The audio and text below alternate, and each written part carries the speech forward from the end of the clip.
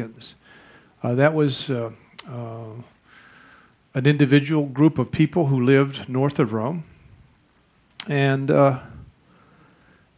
today's talk is basically going to be about who they are, what they're like, and where they had their civilization. This is the location for the Etruscans themselves. This area, which is located north of Rome proper. This whole region here was dedicated to the Etruscans during a period before Rome actually had an empire at all. Where did they come from? We simply don't know for sure. We've done DNA on these people. We've looked at their complete makeup. We have a lot of information on them, and there's really no set answer for that. Some people have suggested they came from the Middle East. Other people suggested that they came from Europe. Are they indigenous to Italy? It's difficult to say. But they settled in Italy. Again, even the dates for this could be somewhat challengeable. I have around 800, some period that they developed. And it, certainly were in existence, and they had their cities built by that time. So they settled in northwestern Italy, circa 800. A language that they spoke is unknown. We've never been able to figure out their spoken language at all as of yet, and nor do I doubt that we ever will, unless we come up with a so-called, quote, Rosetta Stone, and that looks very unlikely, that we'll be able to ever figure out their translation. They did have an alphabetic language, which leads me to believe that they probably came from the Middle East to some degree, because that's where the Phoenician language begins. It becomes adopted by the Greeks, adopted by the Romans, and it does have this sort of alphabetic feature associated with it.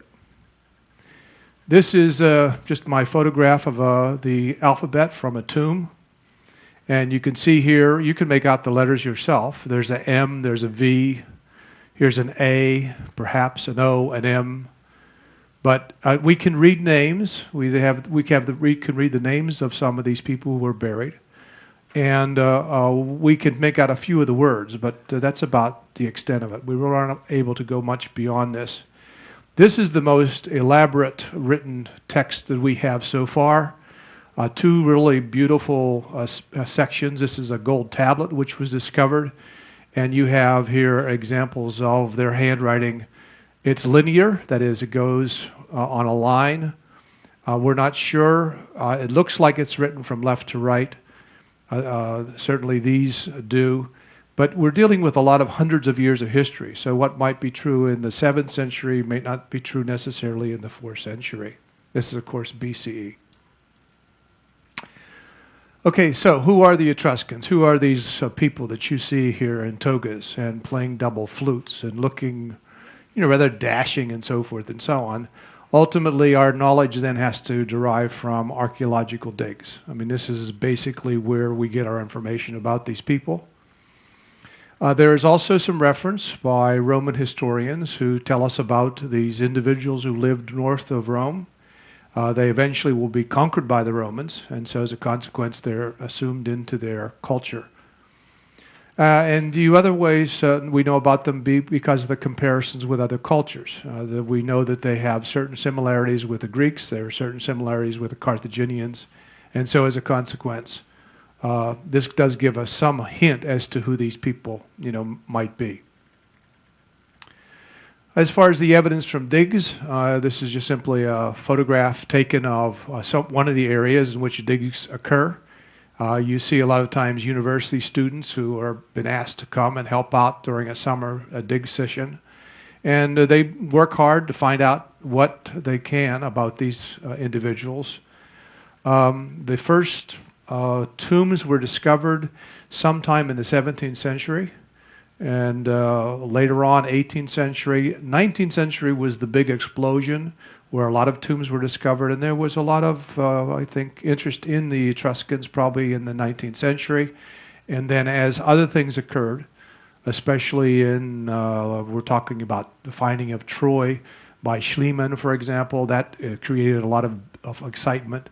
Arthur Evans found the palaces at Knossos, and that did it again, same thing. And then when you move on into Egypt and you find King Tut's tomb, a lot of excitement there. So there's always these periods where, you know, discoveries have come forward, and you have a tremendous interest in the people that are being discovered for the first time.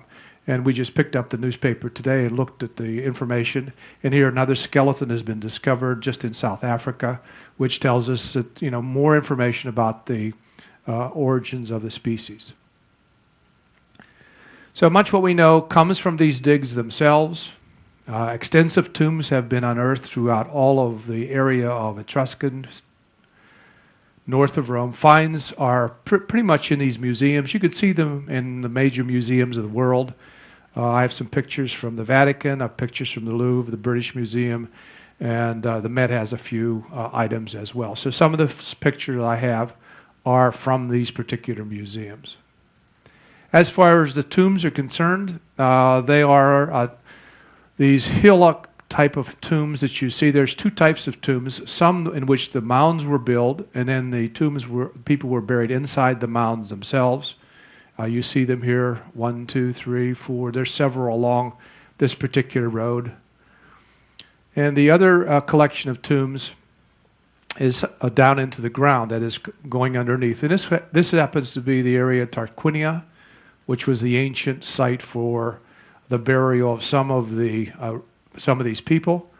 And the tombs themselves, they're all named. Here's one tomb, here's another tomb, here's another one, here's another one. And you can go down in these tombs. You pay your entrance fee over here in the entrance, and you work your way along, and you're able to walk down into each one of them, as long as there may be some that are closed to the public periodically, but essentially these are tombs which are accessible for us today. There's another section of tombs. Sometimes they are actually built tombs themselves, covered over. And you can see the entrances here. The persons making their way into the crypts. And this is just simply my slide showing you that at ground level. So they're not really, you know, hidden all necessarily, but they do reveal information about these people. As far as the individual designs are concerned, this was the earliest type of tomb design. This is the entrance. And almost all of them are the same. This is an area here in which the vases are placed of the remains of the persons. And then this is the back. This would be a place where the recent deceased are placed.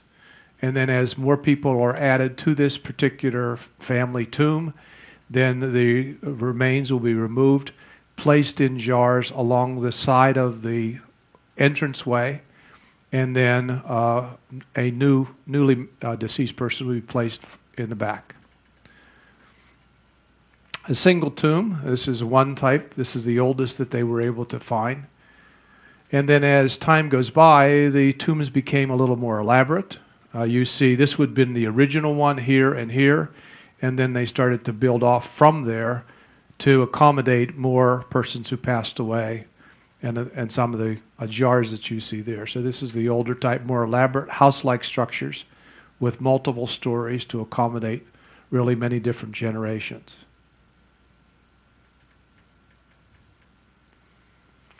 This is just simply my photograph of Tarquinia, of showing you what it would look like at the entrance to one of these tombs.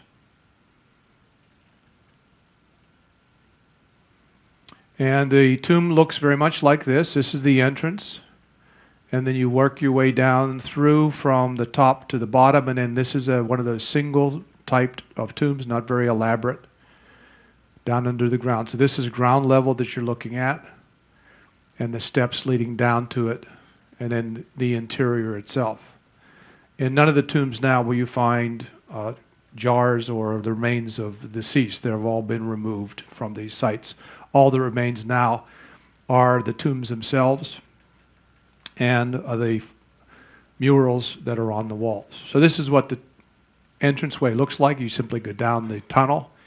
The door allows you to have access to seeing, but you can't actually go into the tomb itself due to the, fragileness of the frescoes. The tomb paintings that you see once you get inside are on the walls, and they're pretty vibrant. They're not very well lit, and so as a consequence, it makes it difficult to make out a lot of the details.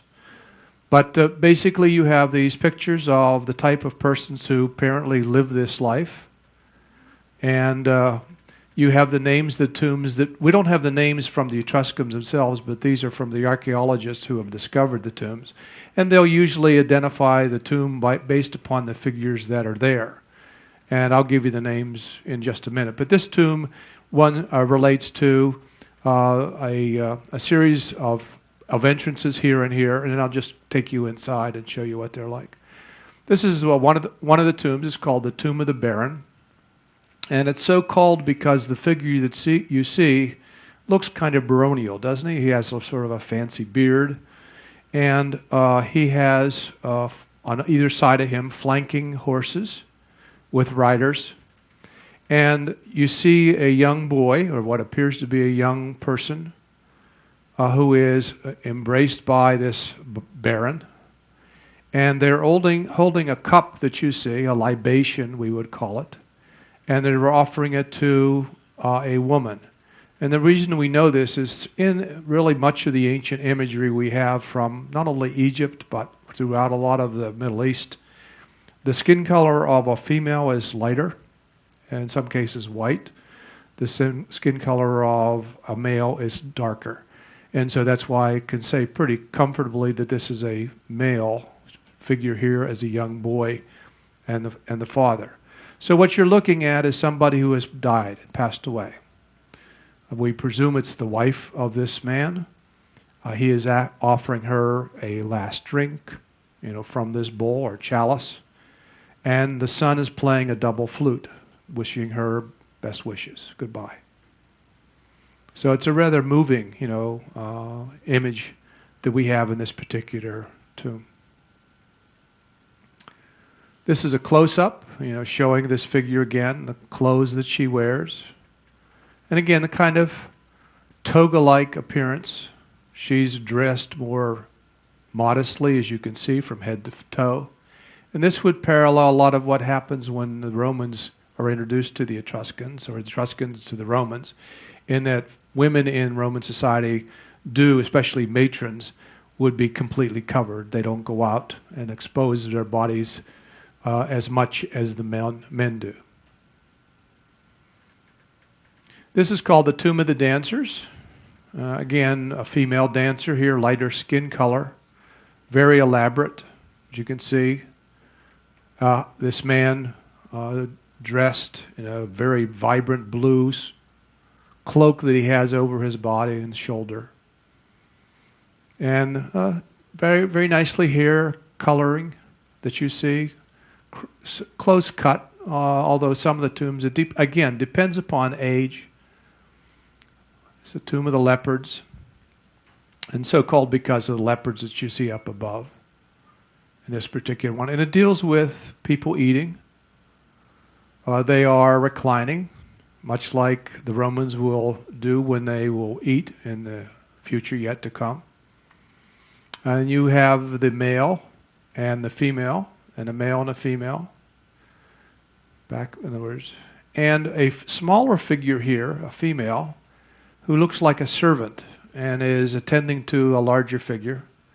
And again, this is a male figure providing a drink for the individuals who are at this particular festival.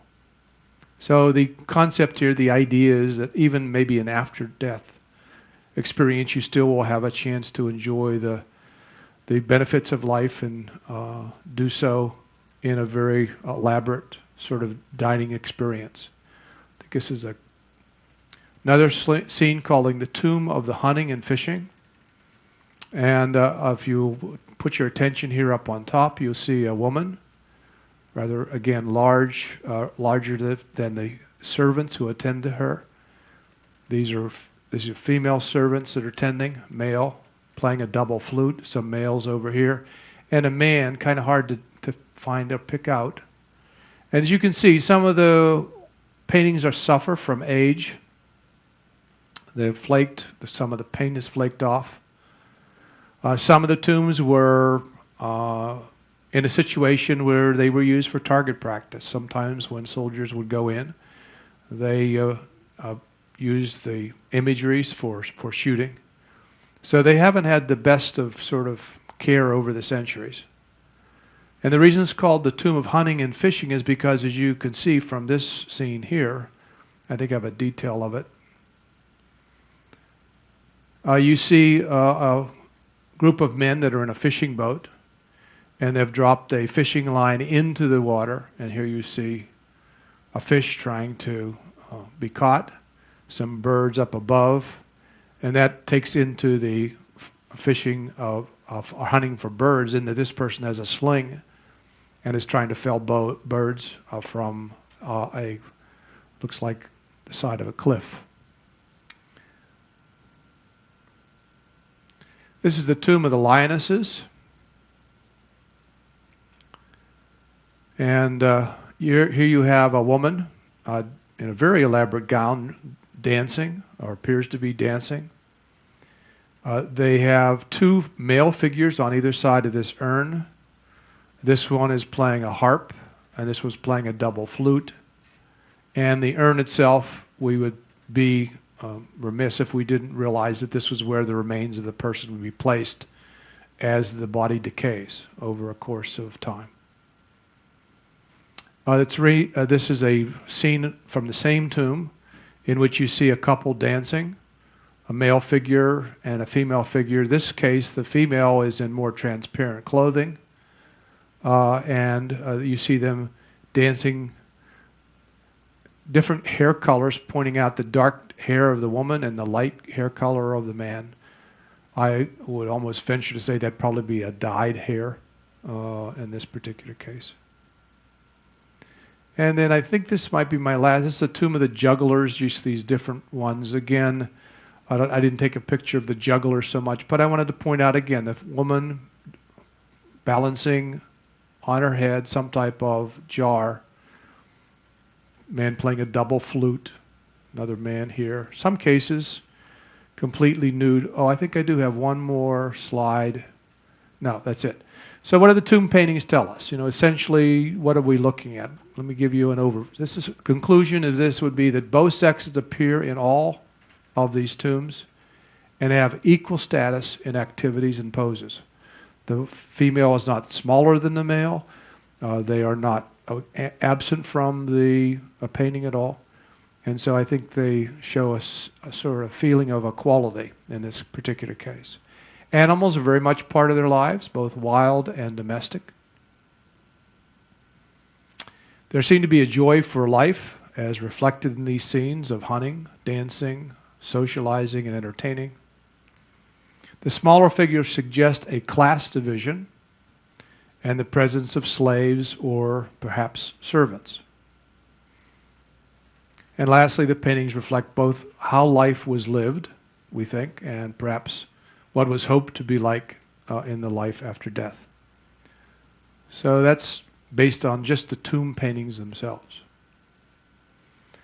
As far as some of the very, very late sort of sarcophagi covers that we have, and these come from museums now. These are mostly from museums.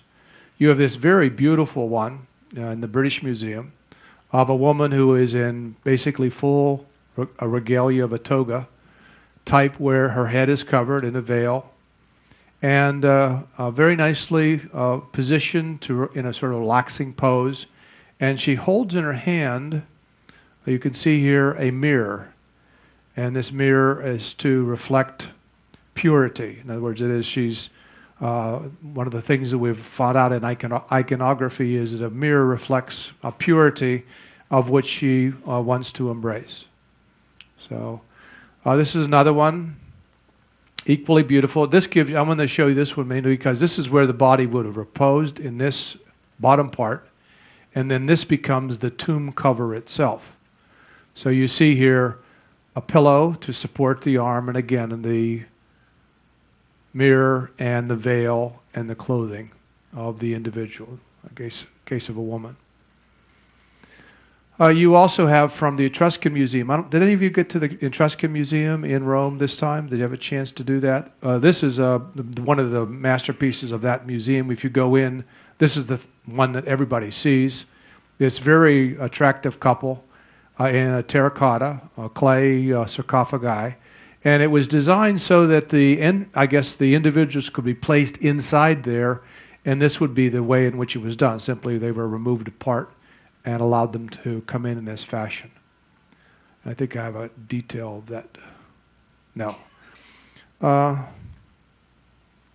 here's the detail here. This is just another slide showing the same couple, very attractively done. This is another one from the museum in Tarquinia, and another one, male, females. In this case, like actually being together in a bed, which they're reclining. So all these cases these are all from the different time periods, but they're all Etruscan in origin.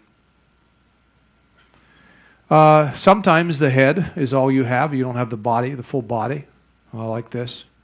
And this actually becomes known as the Etruscan style. Anybody who has studied art history, as soon as you'd see this, you'd say, oh, that's Etruscan.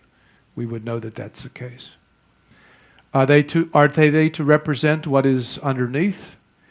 Not necessarily, mainly because sometimes you get this. And what you have here, we think, is a case of almost a Medusa-like appearance, in which the snakes are there to, ward off danger. And if you were to approach this particular figure who's buried there, that you're going to be harmed in some way.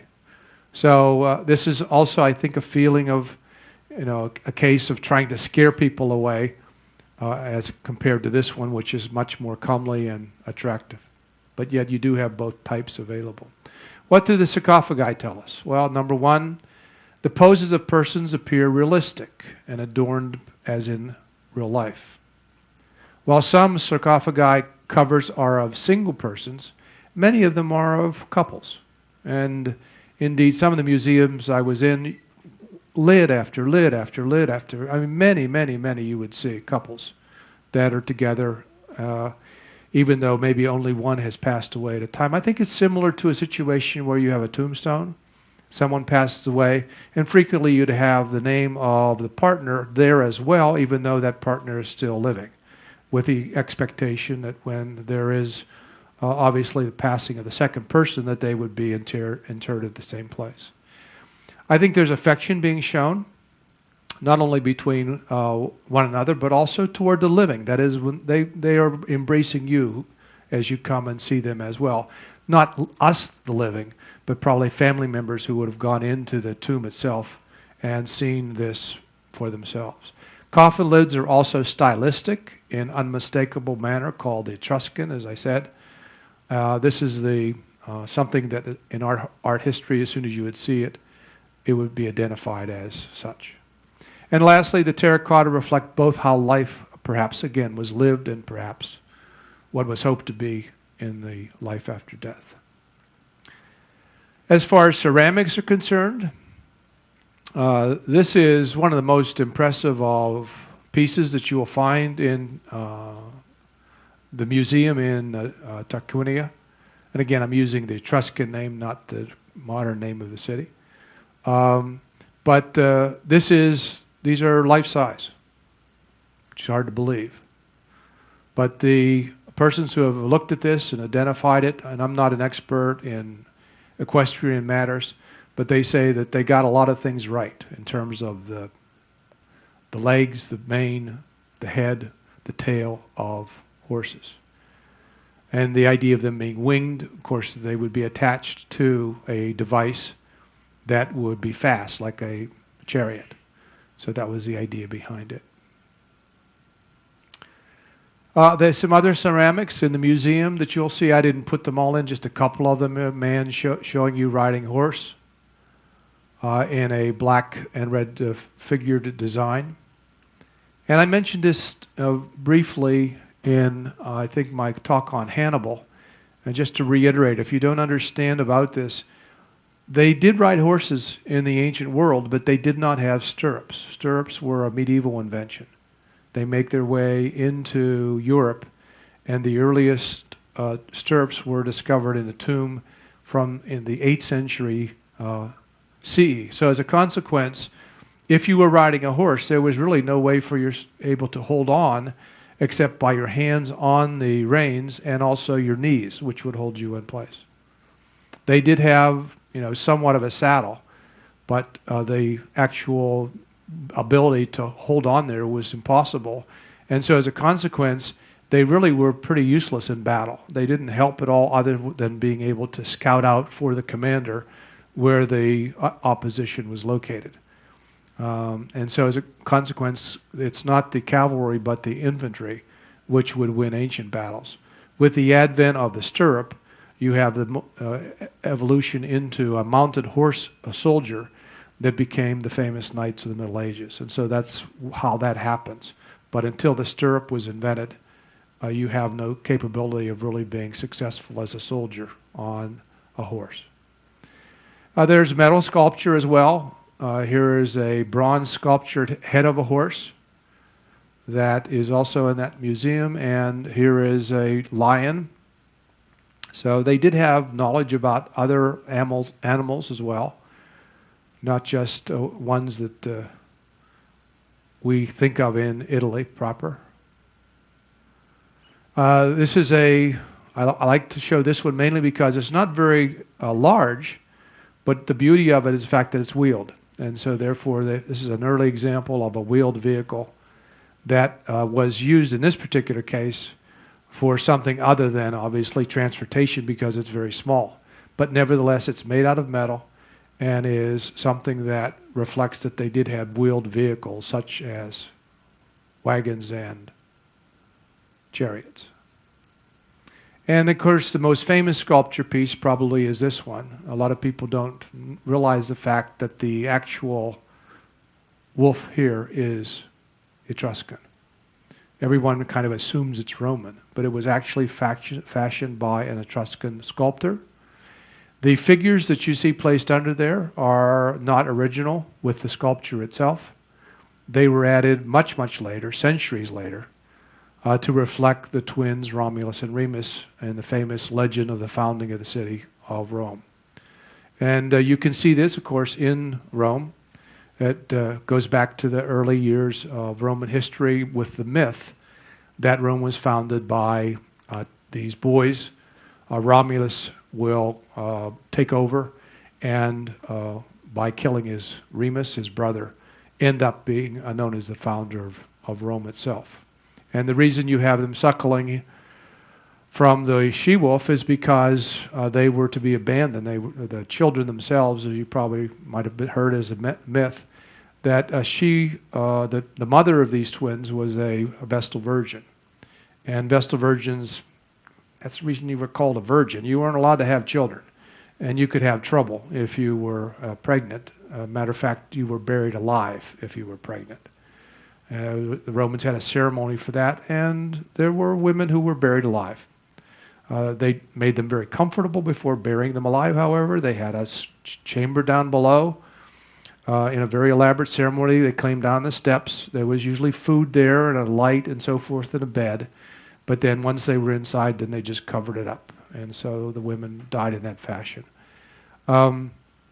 This particular mother, rather than allow her sons to die, according to the story, the myth, is she put them in a basket. Gee, that sounds familiar for some reason, and floats them down a river. Like Cyrus the Great was floated down the river. Moses was floated down the river. But back to, I think that's the prerequisite for being a founder of a civilization. You have to be abandoned by your parents and float down the river. And so, yeah, they climbed out of the barge or out of the basket and had the fortune of climbing into a cave where a she-wolf had just given birth to pups. And so as a consequence, the legend goes that these twins were able to suckle and therefore have enough nourishment to survive until a farmer found them and raised them into adulthood. And then they go off and go to the Capitoline Hill, where they establish their respective communities.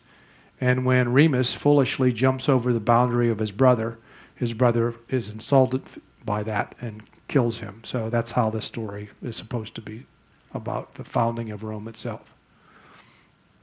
Also, I wanted to give you this picture. The Etruscans had coins. These coins were circulated. Matter of fact, the Romans didn't even have coins for the first 3 or 4 centuries of their early republic. They used Etruscan coins.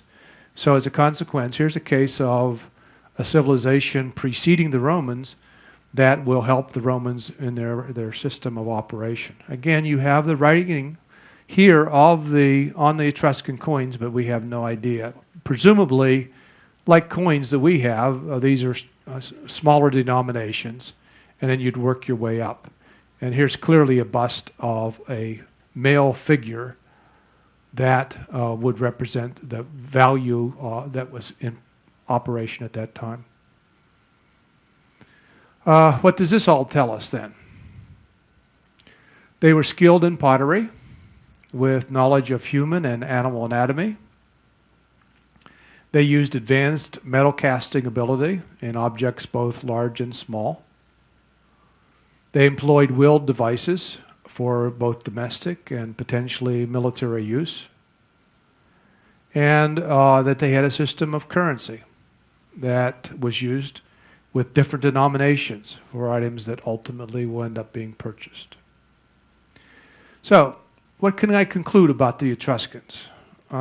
These are people who were civilized, that is, they had a writing, they had a system of government, they had a social system in place, they had a currency system. These were all people who were highly advanced in many ways. We know for a fact that the Romans will ultimately conquer them. And in conquering them, what will occur is that the Romans will then adopt a lot of features which the Etruscans have. And just to give you a couple of those, here is the Capitoline Hill, the famous forum, which I hope some of you had a chance to visit. There were traces of early Iron Age activity here, which would precede the Etruscans. But eventually the Etruscans will conquer Rome. And the king of the Romans for a long time was Etruscan. Indeed, the last king of the Romans was Etruscan. He was expelled by the Romans in the year 509 BCE. And with his expulsion, what will happen is the Romans will develop a republic, and they will not have a king anymore. As far as they're concerned, the last king was the one that was expelled from the city under the Etruscans. So the Etruscans make contributions to the Romans. And I just give you a list of a couple of these. I can't go through them all, but one feature the Etruscans had was the idea of a Senate. And the Senate was high-ranking individuals, usually of the upper class, that inherited their position and were most important in matters of operating the government. Number two, I don't know if you noticed it all, but there were the use of both the arch and the vault in the tombs themselves. The tombs incorporated, architectural features that would become very much a part of Roman building in the future. And for those of you who came to my talk on the Pont de Garde, you realize without the arch, you would never have been able to build that incredible, elaborate aqueduct. So where did the idea of arch comes from? It comes from here. Well, what is a vault then? Well, vault is nothing more than a series of arches put together. We would call that a tunnel. So that's what a vault is. Was very much in evidence in these tombs that I showed you. We know that they used an alphabet for their writing. There is no evidence, though, that the writing of the Etruscans was actually adopted by the Romans. But the Romans will adopt an alphabetic system. And it's a very easy one to know because guess what? That's the same one we use today. I mean, we are using basically a Roman alphabet. There's no difference between us. And thank goodness for that. I mean, my understanding of language is that if you have an alphabet, it is much easier to learn the language than otherwise. If you have a language which is much more complicated, such as Chinese, it requires a great deal of effort on your part to actually learn that language. So the alphabet is certainly a great advancement for learning. Number 4, they were certainly creative in ceramics and the metal arts. And these will pass on to, I think, the Romans as well. Romans were very good in these particular categories. And a lot of the features that you see in the Etruscan work is adopted by the Romans as well. And in their art and sculpture and their painting in particular, I see a lot of comparisons between the two. If you've had a chance to go to Pompeii or Herculaneum, for example, you look at some of the frescoes on the walls, you can definitely see some comparisons with the Etruscans. And then, of course, the last one is the fact that even though you have this image of the founding fathers of the Republic for Rome and the she-wolf, whenever you see this again, if you ever see it again, you'll know that the she-wolf itself was not done by a Roman sculptor, but was created actually by an Etruscan sculptor. The bronze little figures underneath, much later, as I told you. So, thank you for your attention. I appreciate your coming for today's talk. Thank you. Thanks.